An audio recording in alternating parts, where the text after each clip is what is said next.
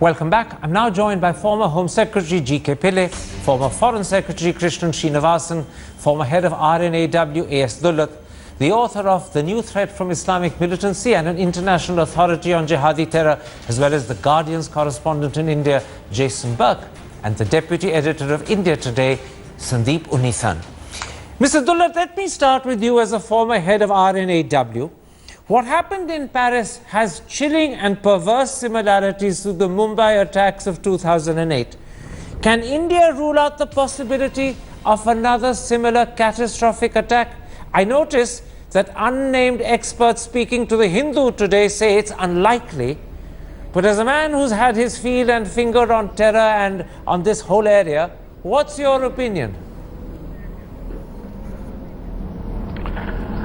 Well, nothing is impossible, but I think in the context of these mad people, I'm talking of the ISIS here, I think we are slightly better placed at the moment than the rest of the world. I don't see any immediate threat myself, but this can't ever be ruled out. You know, the clear message that comes out of Paris is that terror is not going anywhere, that it's here to stay, and we have to deal with it in whatever way.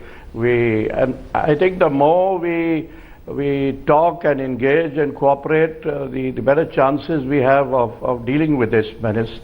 Because you know, just bombing or overreacting is not going to really help. Okay. Because there is a certain appeal. Can I stop you there? Can I stop you there? I'll come to how we handle ISIS in a moment's time. Let's first concentrate on the level of terror that this poses to India. Mr. Pillai, according to the Hindu, at least 55 Indians are either participants or sympathizers of ISIS. 20 of that number are actually fighting in Syria and Iraq. Additionally, there are said to be some 65 others who are undergoing de-radicalization. Now, last year, at a speech to the International Institute for Strategic Studies in London, former National Security Advisor M.K. Narayanan said he believed 150, maybe even more Indians could be involved in some way with ISIS. As a former Home Secretary, what do you believe is the extent of ISIS's influence on disenchanted Muslims in India, and how worrying is it?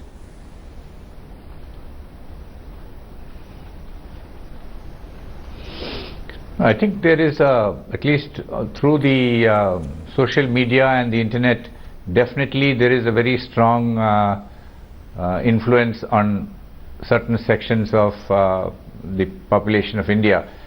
And I would not rule out the possibility of a similar type of attack as what happened in Paris taking place, because what we have seen is the training is done in another country. They are literally parachuted into the other country. They are very professionally trained, like it happened in the Mumbai attacks, and they have multiple targets of attack, primarily soft targets, right across. So this is something which we should expect, and you may not have it, you know, somebody like last time it came from Pakistan. You can have a similar type of thing coming either from Nepal or even from Bangladesh, groups coming in, and it's quite possible, and we have to be extremely vigilant about this. So you actually take a markedly different view to Mr. Dulat's. Not only do you say this is something we can't rule out, but you also said this is something we should expect.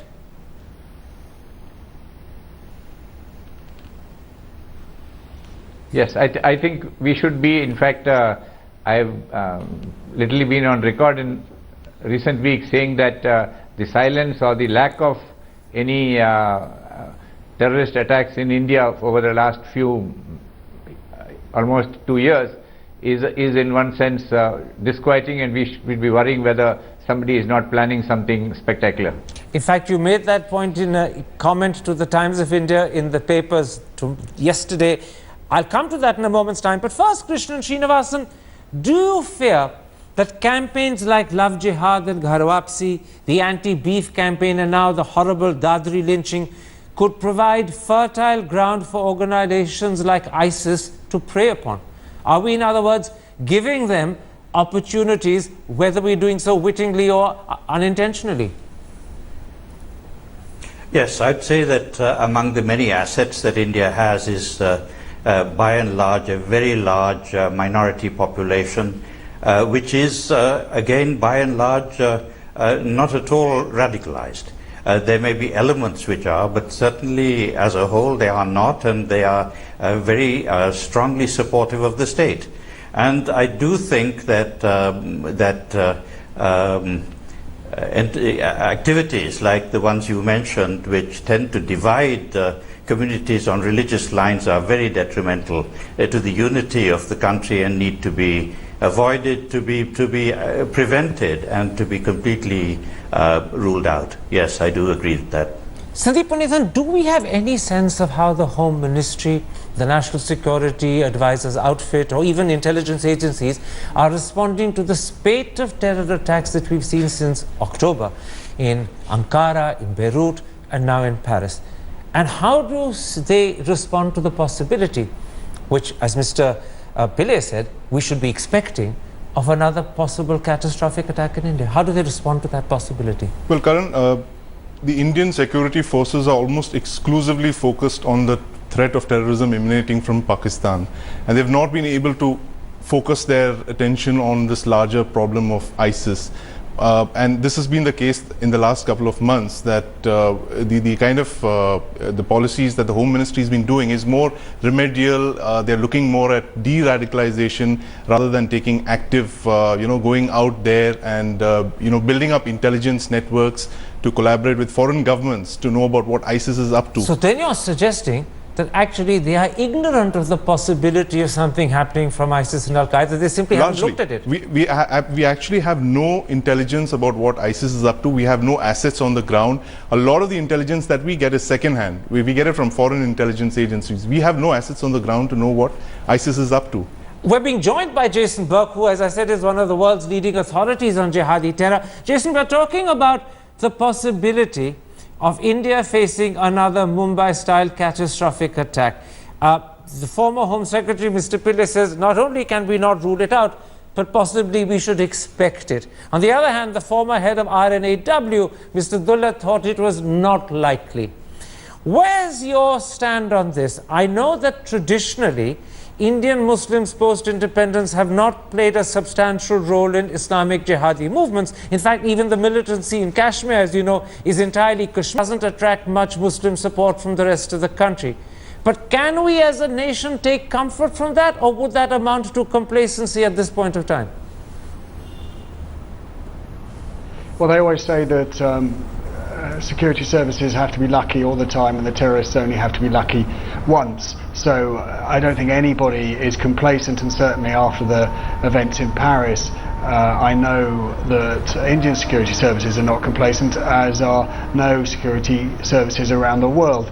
The question of what you're actually asking, Karen, is what is the risk of a Mumbai-style attack? I mean, we could broaden it and talk about any major mass casualty terrorist attack that comes from ISIS in India. I would say that India is almost certainly one of the most resilient countries to international terrorism. The problems with jihadi terrorism that India has suffered are almost exclusively local and or regional, if you like. That, I think, continues to be the case. ISIS always gets an awful lot of attention, particularly at the moment, to the point where we seem to see it almost as the only Islamic militant outfit operating. That's what ISIS want in many ways, but we need to remember all the other threats too. I think ISIS would like to execute some kind of major attack here in India. Do I think they have the capabilities at the moment, or the networks at the moment, let alone any kind of support that might be useful to them? No, okay. I don't. As I say, I don't think that's a reason for complacency, but I think that looking at the broad threat across the region, across the continent, further afield, India would not be right high up there with other countries as a concern. Very quickly, Mr. Dulab, I want to pick up on what Sandeep said, and he effectively suggested that actually Indian agencies are not actively monitoring or researching the potential possibilities of any strike done by ISIS or from other countries like Nepal and Bangladesh, as Mr. Pillai mentioned. And that suggests that our sense of security comes because we may be at least partly in the dark about the threat. How do you respond to that? No, I don't think there's any complacency, and I'm glad that Mr. Burke has rightly corrected that misconception. I think we are as well prepared as anyone else. Whenever something like this happens, you know, their fingers are always pointed. 9/11 happened, 7/7 happened, 26/11 happened, now 13/11 happened. These can all be called big security and intelligence goof-ups. The point is, there is no foolproof intelligence or foolproof security. But if somebody is trying to say that there is no consciousness about the ISIS in India, I think they got it all wrong. I don't think that our agencies would be ignorant or would not worry about this. What I was trying to say was that as of today, because of what Ambassador Srinivasan rightly said, that the Indian Muslim, Indian Islam is neither that radical, nor is it, have we seen any evidence of any militaristic traits in it. And even in Kashmir, you know, where I sometimes worry about these ISIS flags, this is not really ISIS, you know, and it is born out of frustration, out of grievance, out of alienation, maybe helplessness, even hopelessness. But it's not ISIS. Okay, let me point out one thing for the sake of let me point out one thing for the sake of the audience, that many of the disaffections that lead to terror are born out of grievance, isolation, alienation, and unhappiness, the very adjectives you use. That's the feeding ground, Fred. But I want to bring in Mr. Pillai on this point of complacency. In the comment, Mr. Pillai, that you made to the Times of India on Sunday, you said that because no terror attack on the scale of 26/11 has happened since 2008, and now I'm quoting you, there appears to be a sense of complacency and decline in alertness levels of police. Are you suggesting that we as a country are in danger of dropping our guard precisely when our Muslim community is beginning to feel that the environment around them is becoming adverse, if not actually hostile?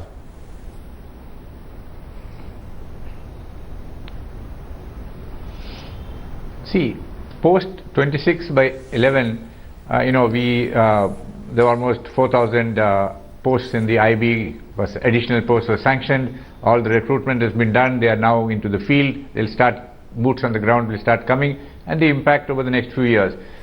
Good weapons have gone to the police forces. Training has come. Quick reaction teams. Certain things like C1, Force 1, and so on and so forth have been set up.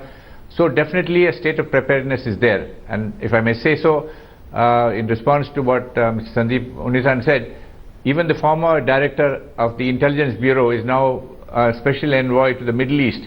And I'm sure that, I don't want to get into the details, I'm sure that one of his primary responsibilities would be to keep a coordination with the Middle Eastern countries in terms of IS and other groups that are operating there. So I don't think government is complacent, but I think physically you can be complacent if you do not do what I call regular monthly, quarterly drills on how to respond to an attack. You can have everything in place, but if you don't do the drills, then you're bound to, shall I say, not come up to expectations in responding to a terror attack. And I think that is what I think I'm very worried about. I see it, I think, in many metro cities, etc. Those drills are not being carried out with the frequency which is really required. You said something else a moment ago in this show, and that also refers to the comment you made to the Times of India yesterday. You said, when things are good for a long time, we should perhaps be most worried of all, because this could be the time when terrorist outfits, particularly those in Pakistan whose infrastructure remains intact, are actually planning something big. In other words, a long period of quiet may not necessarily be comforting. It could be the opposite, very worrying.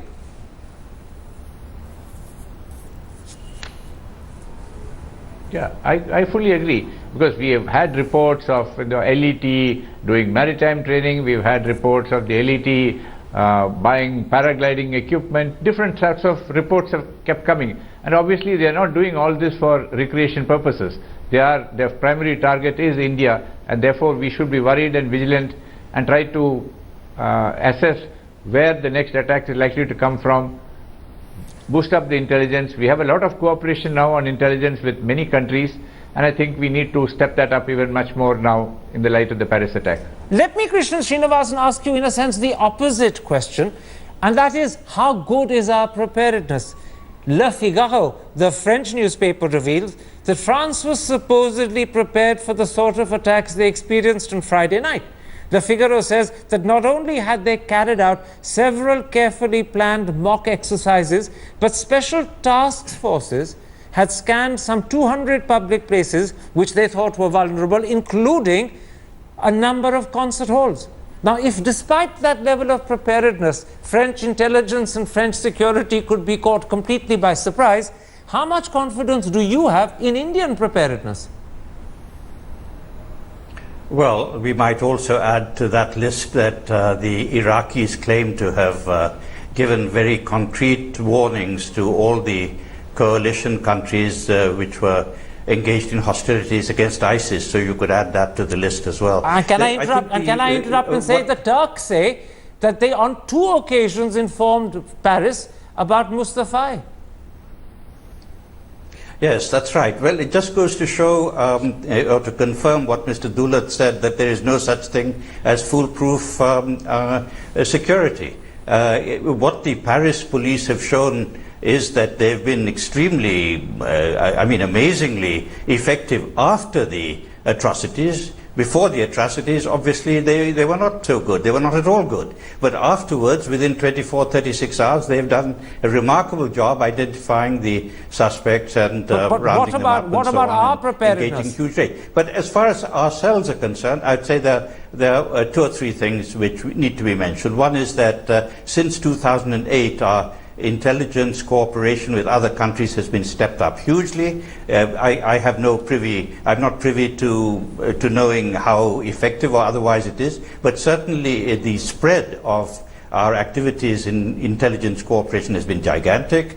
Our Prime Minister himself, though his visits abroad are derided by the opposition, the fact is that he's taken up the terrorism question and called for solidarity against terrorists in every country he's visited, including very clearly stating there's no such thing as good terrorists and bad terrorists. The Prime Minister taking up the call in international fora doesn't make the country more secure at home.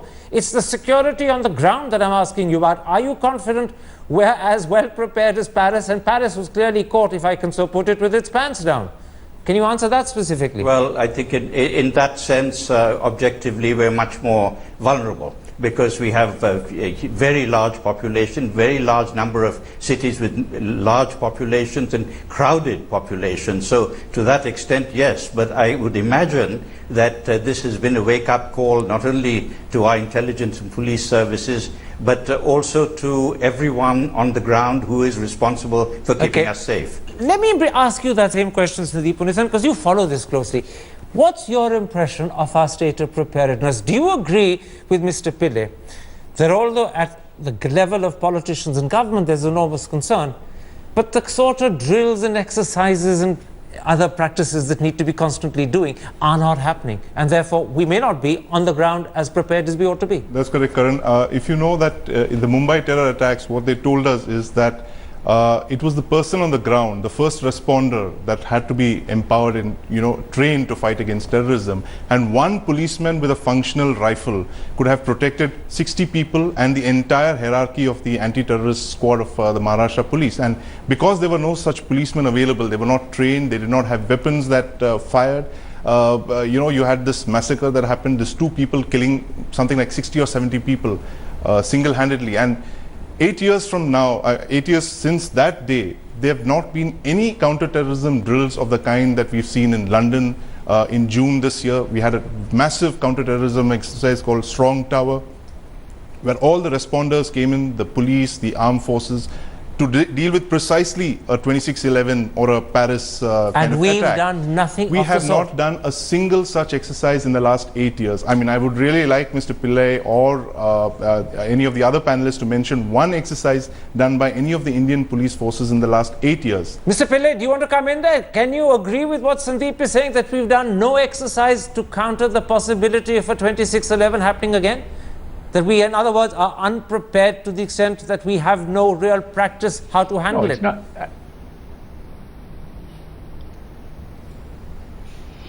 I think that would not be fully correct. I think I remember at least 2 drills, one in Delhi and one in Mumbai, where we've done a similar sort of response to what is to happen. And I think one of the lessons, I think, which we had learned from that lesson and which had actually been passed on to even other countries, was the fact that if you see the Paris attack, which started, the first bomb, the first blast is around 9 o'clock and the last attack is around 9:45, 45 minutes. And what we have said is that, looking at the type of Mumbai attack, moment you hear of one attack, you should actually be not just rushing to that spot, but while you send one team there, you should be simultaneously, you should send teams to all the soft and vulnerable spots which you have identified, because you should expect now multiple attacks on soft targets across the city. And I think that is something, I think, which the Paris police has actually failed, that they knew it's something at first blast at 9 o'clock and the concert attack is at 9:42. I think by that time they should have either evacuated, or you should have had a police party outside the concert hall in 40 minutes, because I think 10 to 20 minutes is about the good response time to reach places in an urban city. Jason, let me bring you in on this. You study terror, you've written authoritative books on it, but at the same time, as a journalist, you also will be observing India's state of preparedness. What's your impression of India's preparedness for another repeat of terror in the last 8 years? Well, I think what's very interesting about the discussion so far is that it's focused almost exclusively on how you respond in the event of a terrorist attack, in terms of what weapons your police have, what organisation you have of your first responders, how long it takes you, so on and so forth, and the drills and whatever. Now, there are 2 things that strike me. That is much too narrow in terms of your approach. Obviously, the intelligence services play an important role in preventing such an attack, and it is correct that Indian security services, obviously in this context, rely very heavily on second-hand information from other friendly governments. But one very crucial element in preventing terrorist attacks and preventing terrorism is using the police, not simply to run after terrorists when they do attack, but much, much earlier in communities, listening to communities, talking to communities, being seen as part of those communities, so that flow of intelligence comes up through the police and can be shared with the intelligence services from inside the country about what's going on. That was one of the key things that happened in the UK after 7/7, was embedding intelligence officers in police stations, local police stations around the country, so that that intelligence, that local knowledge, that granular knowledge could be shared. And one of the most important things about that is having policemen who are not regarded as hostile or predatory, but as being friends of the community and trusted members of the community to whom people will go and tell things. And that's absolutely crucial. So if you want to stop terror in India, the best way to look at it, or the best thing to do, would be to start looking very hard at policing. Mr. Daulat, I know you are not a policeman, but you have been both in IB and you have headed RNAW. You've heard what Jason has said. Do we have intelligence officials and policemen embedded in communities, talking to them, finding out how they are and reporting back? In other words, do we have our ears to the ground? Let me first say I agree totally with what Mr. Burke has said. I'm sure we have our ear to the ground, but I think sometimes we forget old-fashioned, intelligence collection, because the best place for intelligence collection is the police station or the beat constable, and that is where it goes upwards. And traditionally, the local police has been very good in keeping the intelligence agencies in the loop and informing them. In fact, I would go a step further and say that in our case, local MLAs should know what's going on in their constituencies. They must have an ear to the ground. and then the whole process will work much better. Because, you know, unless you get to the root of this problem, what is causing this kind of madness, or like you said, alienation, whatever it is, we have to get to that. Otherwise, we will be firefighting endlessly. Absolutely. But I want to very quickly ask you a question before I take a break. You've heard Mr. Dullard say that policemen, intelligence officers, MLAs as well have their ears to the ground. But are those ears becoming hard of hearing? Yeah, they clearly are, Karan, because you look at the way the states have stopped police reforms. I mean, it's been 10 years since the Supreme Court gave a landmark judgment on police reforms, and none of the states have acted on it so far. I mean, what are they asking for? What is the Supreme Court saying? That you just set up a police commission, you end this political interference in the transfers of policemen. So at several levels where we should be more effective, yes, we're either lazy or we're failing to do what we know we have to do, and as a result of which we could be caught with our pants down again. Absolutely. Let's take a break at that point, gentlemen. When I come back, I want to talk about ISIS. The Prime Minister has made several statements in Antalya in Turkey about the need for the world to unite against terror. But then, therefore, has the time come for India to play a more proactive role in the international battle against ISIS? Or would that be particularly dangerous given the fact that we have a 14–15% Muslim population at home? Join me in a moment for the second half of this critical discussion.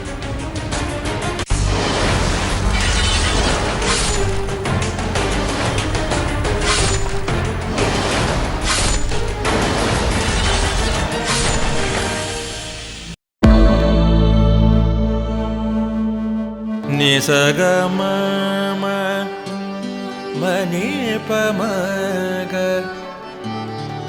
nipamaga sanipamani sapasa जहाँ तक याद आती रहेगी